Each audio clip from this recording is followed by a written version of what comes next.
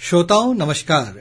समसामयिक विषयों पर आधारित हमारे साप्ताहिक कार्यक्रम बातों बातों में के आज के अंक के साथ मैं विकल्प शुक्ला। श्रोताओं, अंतर्राष्ट्रीय महिला दिवस पर बीते 8 मार्च को नई दिल्ली में आयोजित एक कार्यक्रम में राष्ट्रपति रामनाथ कोविंद ने छत्तीसगढ़ के राजनांदगांव जिले की रहने वाली सुश्री मधुलिका रामटेके को वर्ष 2021 के लिए नारी शक्ति पुरस्कार से सम्मानित किया है। आज इस कार्यक्रम में हम आपकी मुलाकात महिला सशक्तिकरण के क्षेत्र में उल्लेखनीय कार्य करने वाली सुश्री मधुलिका रामटेके से करवा रहे हैं। मधुलिका जी, आकाशवाणी समाचार के इस कार्यक्रम में हम आपका बहुत बहुत स्वागत करते हैं। धन्यवाद भैया जी। और सबसे पहले हम आपको हमारे पूरे आकाशवाणी परिवार की ओर से बहुत सारी बधाइयां देते हैं। हाल ही में राष्ट्रपति महोदय ने आपको वर्ष 2021 के नारी शक्ति पुरस्कार से सम्मानित किया है। इसके लिए आपको बहुत बहुत बधाई। आकाशवाणी की पूरी टीम धन्यवाद बहुत बहुत। जी मधुलिका जी, सबसे पहले मैं ये चाहता हूं कि हमारे श्रोताओं को आप अपनी जुबानी बताएं कि आपका ये जो सफर है, आपका जन्म कहाँ हुआ, आपकी शिक्षा दीक्षा कहाँ पर हुई और ये जो आपने कार्य किया इससे आप किस तरह से जुड़ी, इसके बारे में सबसे पहले आप बताएं। जी, मेरा जन्म डोंगरगांव ब्लॉक के अर्जुनी ग्राम में हुआ है, जो राजनांदगांव जिला छत्तीसगढ़ से है। जी। मैं एक बहुत गरीब परिवार से हूँ। जी। मेरे माता पिता बहुत ही गरीब थे और जिस बौद्ध समाज से हूँ मैं, तो वहाँ जो भावनाएं थी उस समय जी बहुत ज्यादा थी। छुआछूत की भावनाएं, ऊंच नीच, गरीबी अमीरी जी बहुत ही ज्यादा थी। हमको कभी बचपन में एक दूसरे के घर जाना, एक दूसरे के साथ बच्चों के साथ खेलना, ये कभी नसीब नहीं हुआ। जी। पिताजी कोटवार थे जी, फौती लिखते थे, जन्म का लिखते थे, तो पढ़ने वालों को दूसरे के पास ऐसा फेंक देते थे जी, और वो दूर से ही लिख के उनके पास ऐसा फेंक देते थे। मैं अपने घर में सबसे बड़ी हूँ, 5 बहन और 1 भाई हैं जी। तो मेरे पिताजी को लगा कि अब मेरी बेटी पढ़ने के लायक हो गई, तो पहली कक्षा में दाखिला दिलाए जी। और उनका एक सपना था, मैं नहीं पढ़ पाया हूँ, मेरी माँ नहीं पढ़ पाई थी जी। तो बेटी पढ़े और मेरा काम में हाथ बटाए करके जी।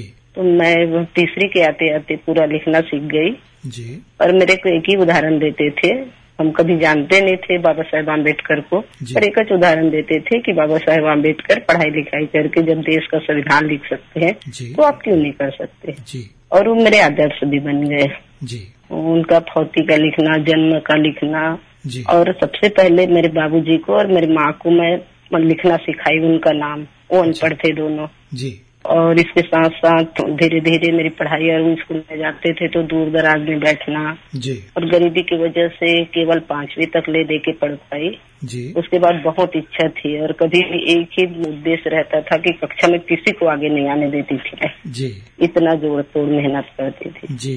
फिर जिनके घर काम करते थे वहाँ एक डॉक्टर रहते थे, खान भाई जी। उनको लगा कि ये लड़की पढ़ाई में बहुत अच्छी होशियार है, तो ऐसे कुछ कुछ जो समझदार थे जी वो 8वीं तक का पढ़ाए। अच्छा। 8वीं के बाद फिर भी मेरा मन नहीं भरा, मेरे पिताजी चाहते थे कि ये पढ़े आगे जी। तो इतना मेहनत करते थे, बहुत ज्यादा मेहनत करते थे जी। और 11वीं तक मैं अर्जुनी से डोंगरगांव जाती थी। अच्छा। तो कोई जिनके यहाँ काम करते थे, मेरे बाबूजी सुबह से लेके रात तक काम करते थे जी। सुबह गोबर निकालने जाते थे, उनके साथ जाती थी मैं, फिर वो दाऊ के घर में, फिर वो मजदूरी का काम करना, फिर कोटवारी का काम करना, और अर्जुनी रोड पे है बस में तो सामान उतारना चढ़ाना, ये सब काम करते थे बहुत ज्यादा जी। तो कुछ लगा कुछ कि लड़की बहुत ज्यादा पढ़ाई में है जी। और हर साल फर्स्ट आती है, किसी को भी आगे नहीं बढ़ने देती है। इसको देख के 11वीं तक जब मैं डोंगरगांव में पढ़ाई की तो मेरा पास निकलवा देते थे जी बस में जाने के लिए। तो मैं 11वीं तक पढ़ाई की जी। और 11वीं तक पढ़ाई की, खेल में, पढ़ाई में सबसे आगे रही जिले में। बहुत अच्छी बात है जी। और ये सब मेरे माँ बाप को जाता है, उनका जो संस्कार है, उनकी जो शिक्षा है, भले वो अनपढ़ थे पर संस्कार और ज्ञान में कूट कूट के भरा था। नहीं, मतलब मुझे भी और हमारे श्रोताओं को भी ये सुनकर बहुत ताज्जुब भी हो रहा है और बहुत अच्छा भी लग रहा है कि कितने संघर्ष के साथ आपके माता पिता ने आपको पढ़ाया और आपने न सिर्फ अपनी पढ़ाई की बल्कि अपने माता पिता को भी पढ़ना लिखना सिखाया। ये भी एक बहुत बड़ी प्रेरणा की बात है। तो फिर उसके आगे का सफर कैसा हुआ मधुलिका जी? मैं पढ़ी ना तो मेरे आजू बाजू जैसे और थे अदर समाज के लोग जी, तो उस समय ये कोई सुविधाएं नहीं थी फोन वगैरह की जी। बाहर जाते थे तो केवल पत्र लिखने का काम करते थे, तो वो पत्र लिखवाने आते थे मेरे पास जी। तो मैं एक शर्त रखती थी, मैं तभी आपका पत्र लिखूंगी जब मेरे आपके बच्चों के साथ उठना बैठने दोगे, खेलने दोगे जी, इस टाइप का। तो मैं उस समय ही 8वीं 10वीं में कितने ही लड़कियों को, जब मेरे माँ बाप इतने गरीब हैं जी, इतना भेदभाव करते हो आप, वो जब पढ़ा सकते हैं तो अपने लड़कियों को क्यों नहीं पढ़ा सकते आप? बिल्कुल, आपने अपने सम्मान के साथ कोई समझौता नहीं किया। नहीं जी। कितने लड़कियों को मैं बोली, उनके माता पिता को, और कितने लड़कियों को वो पढ़ाए हैं जी। तो मेरे को देख के वही उदाहरण देती थी, जब मैं इतने पढ़ सकती हूँ तो आप लोग क्यों नहीं पढ़ाते अपनी लड़कियों को करके। तो इससे कई बेटियों को पढ़ने का मौका मिला जी। हाँ, पत्र भी लिखती थी ना तो एक शर्त रखती थी खेलने कूदने वाला, तो धीरे धीरे दरार कहीं भरने लगा था जी। और एक बुजुर्ग थे, वो सबसे पहले मेरे को पेन का सम्मान किए थे जी, कि सही मायने में बेटी, हम लोग अंधविश्वास है, उनको थोड़ा सा समझ में आ गया था बेटी और बेटा का फर्क जी। एक कोटवार की बेटी है, गरीब घर की बेटी है, जो हमारे घर संपन्न है, हम पूरे ऐसे आराम से रहते हैं, पर कितना हम बेटियों को और बेटे को अलग करते हैं, ये थोड़ा समझदारी आने लगा था जी। अच्छा, आपको ये जो नारी शक्ति सम्मान मिला है वो महिला सशक्तिकरण के क्षेत्र में आपके द्वारा जो उल्लेखनीय कार्य किया गया है उसके लिए ये राष्ट्रपति महोदय ने आपको ये पुरस्कार से सम्मानित किया है। तो इसके बारे में भी बताएं कि आपने ये जो महिला सशक्तिकरण के क्षेत्र से कैसे जुड़ी और फिर ये आपका सफर कैसा रहा, इसके बारे में भी हमारे श्रोताओं को बताइए। मैट्रिक के बाद मेरी शादी हो गई। राजनांदगांव ब्लॉक के पने का ग्राम है, वहाँ भीमराव रामटेके जी के साथ जी। वहाँ भी परिवार बहुत गरीब थे जी। पर उनकी पढ़ाई लिखाई अच्छी थी, वो सहायक शिक्षक के रूप में थे जी। तो उनका भी साथ मेरे बहुत मिला। और जहाँ शुरुआत में मैं जब ससुराल आई तो धनगांव है, वहाँ गई थी जी। वहाँ रहते रहते मैं पढ़ी लिखी थी, तो वहाँ भी मैं चुपचाप नहीं रहती थी, किसी न किसी को पढ़ाना सिखाना, जिनको नहीं आता है वो बताऊं, इस टाइप का काम करती थी। मेरे 2 बच्चे हैं, एक बेटा और एक बेटी जी। और 1998 में पनिका आ गए हम लोग गांव में, जहाँ से शादी होके आई थी जी। वहाँ शादी होके आई तो वहाँ भी थोड़ा सा भेदभाव ऊपर नीचे था, तो एक स्वर्ग समाज को लेके महिला मंडल का गठन किया। और उस महिला मंडल के गठन में सभियों को नजदीक लाने का, और वहाँ भी जो बेटी नहीं पढ़ पाते थे उसको पढ़ाने का काम, जो बेटियों का बाल विवाह हो रहा था उसको रोकने का काम जी। आदर्श विवाह करना, छोटे छोटे काम करते थे। गांव में साफ सफाई करना, जहाँ जुआ वगैरह खेल रहा है उसको समझाइश देना जी। ऐसे छोटे छोटे काम में लगे। ये मधुलिका जी किस नाम से आपने महिला मंडल का गठन किया था? ये सरस्वती के नाम से था, पर पंजीयन नहीं हुआ तो केवल महिला मंडल पनेका के नाम से हम लोग किए थे। अच्छा, इस महिला मंडल के जरिए न सिर्फ आपने महिलाओं को शिक्षित करने का बीड़ा उठाया, बल्कि जो सामाजिक बुराइयां हैं जैसे जुआ है, शराब है, उसके खिलाफ भी आपने एक किस्म की जंग छेड़ी। जी भैया जी जी। और बताइए, बहुत अच्छा लग रहा है हमारे श्रोताओं को, खासतौर से जो महिला श्रोता सुन रही हैं उन्हें आपकी संघर्ष गाथा सुनकर बड़ा अच्छा लग रहा है। इसके बारे में बड़े विस्तार से बताइए कि महिला मंडल के जरिए आपने किस किस तरह के काम किए और किन किन क्षेत्रों में काम किए। जी, महिला मंडल जब हम जुड़े तो वहाँ मैं अध्यक्ष थी, और हमारी एक सहयोगी है चंद्रकला सवाई जी, जो हम दोनों एससी समाज के थे जी। वो भी हमारी सहभागी पढ़ी लिखी थी, और हम लोग 32 महिलाएं जोड़े वहाँ और पंजीयन भी करवाए जी। उसके बाद रक्तदान करना, जागरूकता शिविर लगाना, पोलियो में भाग लेना और नसबंदी में काम करना, ऐसे छोटे छोटे काम करते थे। बच्चों को बाल भोजन करवाना जी। और हर महीने गाँव के तालाब के सफाई करना, इस टाइप का काम करते थे जी। तो गांव वालों को भी लगा कि ये लोग तो बहुत अच्छा काम कर रहे हैं जी। तो थोड़ा थोड़ा हमको सहयोग भी करने लगे जी। फिर 2001 नवंबर हमारा छत्तीसगढ़ अलग हुआ जी। उस समय एक अभियान चल रहा था, उस समय तत्कालीन कलेक्टर थे माननीय दिनेश श्रीवास्तव सर जी। उनका सहयोग मिला और एक अभियान के तहत एक माँ बमलेश्वरी समूह का गठन हो रहा था जी। उसमें हम लोग भी जुड़े माँ बमलेश्वरी समूह के गठन में जी। गठन किए अपने गांव में महिला मंडल के माध्यम से। हमारा गांव है पनेका, आश्रित ग्राम, फरहद, बांकर, यहाँ महिलाओं को जा के समूह बनाने का काम किए। अच्छा। उसमें बहुत सारी परेशानियां आई जी।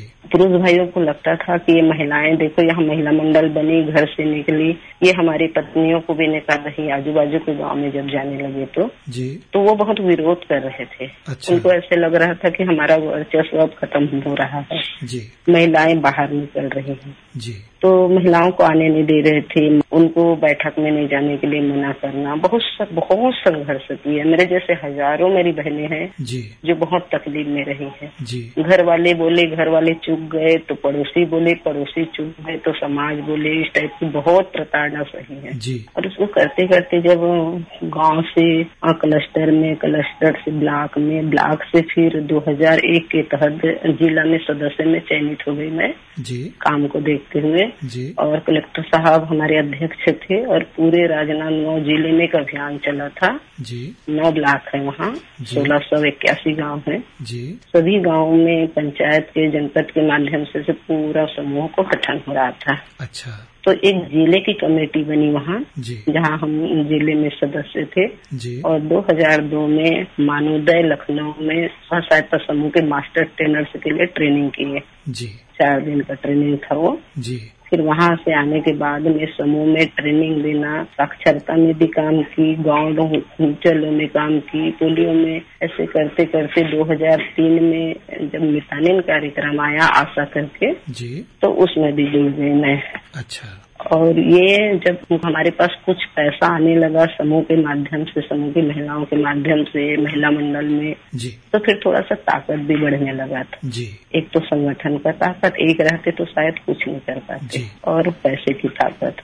तो जो महिलाएं हम जैसे, हमको जरूरत पड़ी तो हम उठा लिए, और किसी बहन को जरूरत पड़ी तो किसी को और दे दिए। तो लगने लगा कि हमारे हाथों में अब पैसा आ रहा है, हम कुछ कर सकते हैं। कोई बच्चा बीमार हो गया तब उठा लिए, बिजली बिल ही नहीं पता है, हमारे खेत में निंदाई कुड़ाई नहीं हुई है, उसके लिए से छोटे छोटे राशि के रूप में। और फिर एक बुनकर का काम आ रहा था एससी के लिए तो भोपाल से। तो उस समय 2 ट्रेनिंग लिए थे हम लोग बुनकर का। 30 महिलाओं को ट्रेनिंग दिए और 30 महिलाओं का ट्रेनिंग दे के हमारी संस्था का जय भीम बुनकर सहकारी समिति के नाम से पंजीयन करवाए। इसमें ग्राम उद्योग विभाग का सहयोग था। और उसमें 30 महिलाएं ट्रेनिंग ली है। और 30 महिलाओं के ट्रेनिंग लेने के बाद में घरों में बुनकर का जिला पंचायत से 97,000 का लोन लिए थे। और अपने घरों में बुनकर का काम किया। हमारे लिए बिल्कुल नया था, कभी नहीं जानते थे इस काम को। पर ट्रेनिंग के बाद में ऐसे लगा कि घर बैठे रोजगार मिल रहा है। तो वो 30 महिलाएं जब ट्रेनिंग लिए और अपने घर में ट्रेनिंग का एक छात्रवृत्ति मिला था, उस छात्रवृत्ति को अपने घर में नहीं लगा के घर में एक हैंडलूम का चरखा लगाए और उसके माध्यम से फिर कपड़ा बनाई का काम किए। वो दौर जो था इतना संघर्षमय था। बहुत घर में सास ससुर भी बोलते थे, पति का तो सपोर्ट मिलता था, पढ़े लिखे थे तो सास ससुर बहुत बोलते भी था, तब भी मेरे पति का बहुत सहयोग मिला। मेरे पूरा समूह का एक संगठन बना हमारा माँ बम्लेश्वरी जैन हितकारी समिति, जिसके हम संस्थापक अध्यक्ष हैं। उसके माध्यम से पूरे जिले में समूहों को ट्रेनिंग देना, बैंक लिंकेज करवाना और उसको आर्थिक स्थिति में जोड़ने के लिए पूरे जिले में मैं सचिव के पद में रही। इसके लिए सहयोग हमको नाबार्ड से मिलता रहा और नाबार्ड के माध्यम से काम होता रहा। तो 2002-03 में जिले में सम्मान मिला और फिर हमारा काम बढ़ते गया और आज जो है स्थिति वो सहकारी समितियां हैं 3 कंपनी है। वो कंपनी 100 रुपया शेयरधारक से लेके 10,000 तक के जो सामान्य वर्ग की महिलाएं हैं उनके लिए है। कंपनी का उद्देश्य है ज्यादा से ज्यादा बहनों को लाभ मिले। इसमें वर्मिंग कंपोस्ट, वर्मी वाश, अगरबत्ती और एक हमारा नया काम अभी लॉन्च हो रहा है जो गाँव वाली को लेके है। वो काम है। एक में डेयरी का है। घर में एक महिला मान लो शिक्षित है या एक रोजगार से जुड़ी है तो वो सब अन्य आजू बाजू के पूरे परिवार जुड़ जाते हैं, उनकी आर्थिक स्थिति मजबूत हो जाती है। तो अभी 2014 में अंतर्राष्ट्रीय महिला दिवस में स्मृति ईरानी के हाथ में महिला राज्य सम्मानित होने का मौका मिला। वो सम्मान भी मेरी सब बहनों का है।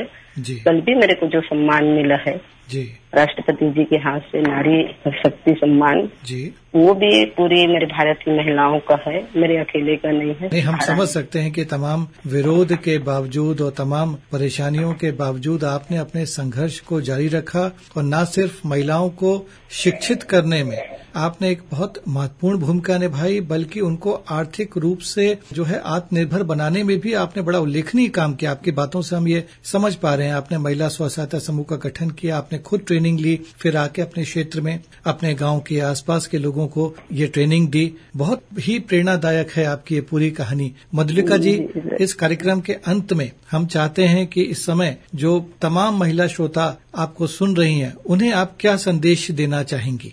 मैं इतना ही संदेश देना चाहती हूँ कि महिला ही है, हम सृष्टि के सृजनहार है, हमारे से ही दुनिया है, आधी आबादी है हमारी भारत की। और महिला कोई भी काम करे तो भारी संघर्ष रहता है, तो उस संघर्ष को अपने डर में या कमजोर में न लाए। महिलाएं इतनी ज्यादा सशक्त है जो हर काम को कर सकती हैं, बशर्ते एक को कहीं परेशानियां आ सकती, तो अगर संगठन बन जाए तो परेशानियां दूर हो जाती है। एक कहावत है, एक लकड़ी को कोई भी तोड़ के फेंक देते हैं, पर इसी लकड़ी के गट्ठा बना दिए जाए तो शायद ही कोई तोड़ पाएंगे। तो हमारा जो समूह है, वो जो हमारा समिति है, वो एक लकड़ी के गट्ठे की तरह है। बहुत अच्छी बात। हमें कोई भी काम करे, एक संगठन में रह के करे, एक दूसरे के ऊपर विश्वास लेके करे, और एक दुख और सुख के साथी बन जाए हम लोग, तो बहुत सारे काम हैं जो आसानी से कर सकते हैं, तो आर्थिक में हो या सामाजिक में हो, दोनों जगह। जी, बहुत अच्छा लगा मधुलिका जी आपसे बात करके, और हमारी जो तमाम महिला श्रोता इस समय सुन रही हैं, उन्हें भी बहुत प्रेरणा मिली होगी आपके इस पूरे सफर से, आपके इस पूरे संघर्ष से। आकाशवाणी समाचार के लिए आपने वक्त दिया, हम आपका बहुत बहुत आभार व्यक्त करते हैं। धन्यवाद। बहुत बहुत धन्यवाद। तो श्रोताओं, इसी के साथ हमारा आज का ये कार्यक्रम संपन्न होता है। अगले हफ्ते एक नए विषय के साथ हम फिर हाजिर होंगे। तब तक के लिए नमस्कार।